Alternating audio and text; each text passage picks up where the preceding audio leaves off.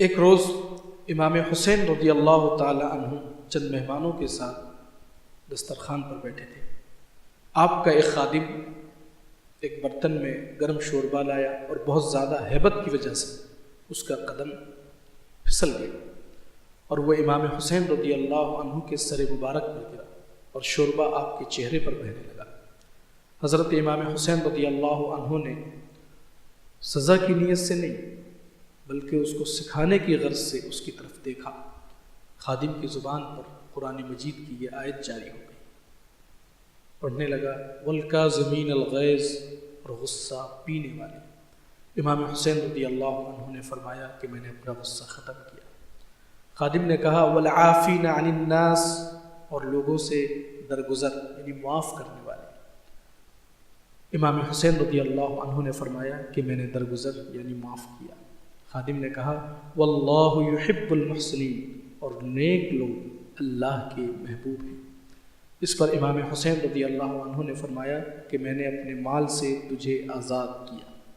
اور آج ہم چھوٹی چھوٹی باتوں کی وجہ سے اپنوں کو دور کر دیتے ہیں، کبھی مڑ کر ان کے چہروں پر نظر بھی نہیں ڈالتے۔ ہم بڑے مطلبی ہیں، ہر کام ہم نے اپنے لیے کیا، خدا و رسول کی خوشی کے لیے کچھ بھی نہیں کرتے۔ غصہ کرنا آسان ہے، غصہ پی جانا مشکل ہے۔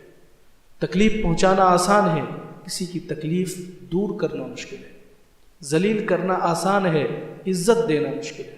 اور جبکہ قرآن کہتا ہے والکاظمین الغیظ والعافین عن الناس واللہ یحب المحسنین، اور غصہ پینے والے اور لوگوں سے درگزر یعنی معاف کرنے والے اور نیک لوگ اللہ کے محبوب ہیں۔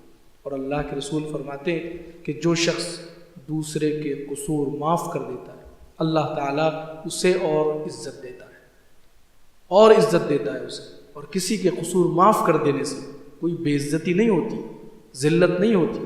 یاد رکھیں، غصہ ہمیشہ تنہا آتا ہے لیکن جاتے ہوئے اپنے ساتھ ساتھ عقل، اخلاق اور شخصیت کی خوبصورتی کو لے جاتا ہے۔ غصے کے وقت تھوڑا رک جائیں، غلطی کے وقت تھوڑا جھک جائیں، انشاءاللہ زندگی آسان ہو جائے گی۔ غصہ دراصل کسی دوسرے کی غلطی کی خود کو سزا دینا ہے۔ معلوم ہوا کہ اللہ کے محبوب بننے کے لیے ہمیں نیک بننا ہوگا، اور نیک بننے کے لیے ہمیں غصے کو پینا ہوگا اور لوگوں کو معاف کرنا ہوگا۔